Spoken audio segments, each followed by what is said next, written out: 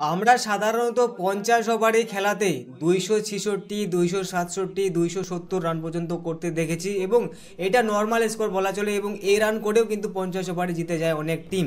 তবে আমরা শুধুমাত্র এখানে দেখলাম 20 ওভার শেষে এখানে 266 রানের টার্গেট দিল সানরাইজার্স হায়দ্রাবাদ। আর এটা কোনো 50 ওভারের খেলা না, এটা হচ্ছে টি20 আইপিএলে।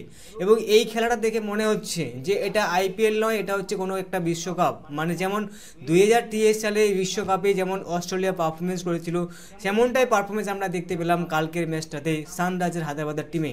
এবং সানরাইজার্স হায়দ্রাবাদ মানে বরাবরই কিন্তু রেকর্ড ভেঙে যাচ্ছে, আইপিএলের সব থেকে বেশি রানের স্কোর করে রেকর্ড গড়ল। তার সাথে সাথে পাওয়ার প্লের সব থেকে বেশি রানের টার্গেট রেখে মানে পাওয়ার প্লেতে 125 রান করলো।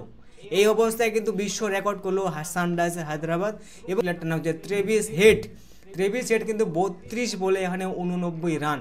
অসাধারণ খেলা ভাই, এরকম খেলা অনেক কম দেখা যায়। এবং ট্রেভিস হেড কিন্তু 11টা 4 মেরেছে এবং 6টা 6 মেরেছে, অসাধারণ খেলেছে। এবং অন্যান্য আরেকটা প্লেয়ার ভালো খেলছে, সেই প্লেয়ারটার নাম হচ্ছে শাহবাজ আহমেদ। এই প্লেয়ারটা কিন্তু 27 বলে কিন্তু 59 রান করেছে, অসাধারণ খেলেছে এই ম্যাচটা এবং এত সুন্দর টার্গেট দিতে পেরেছে এখানে এই 3 প্লেয়ার।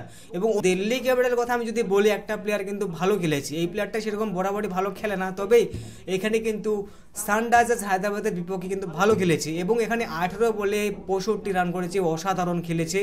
এবং অন্যান্য প্লেয়ারগুলো 40-45 রান করেছে এবং এখানে কিন্তু শুধুমাত্র এখানে 19 ওভার 1 বলে কিন্তু অল আউট হয়ে যায় এবং 199 রানে করতে পেরেছিল। এবং অনেক বড় ব্যবধানে মানে 67 রানে হার হয়েছিল দিল্লি ক্যাপিটাল। এবং দিল্লি ক্যাপিটাল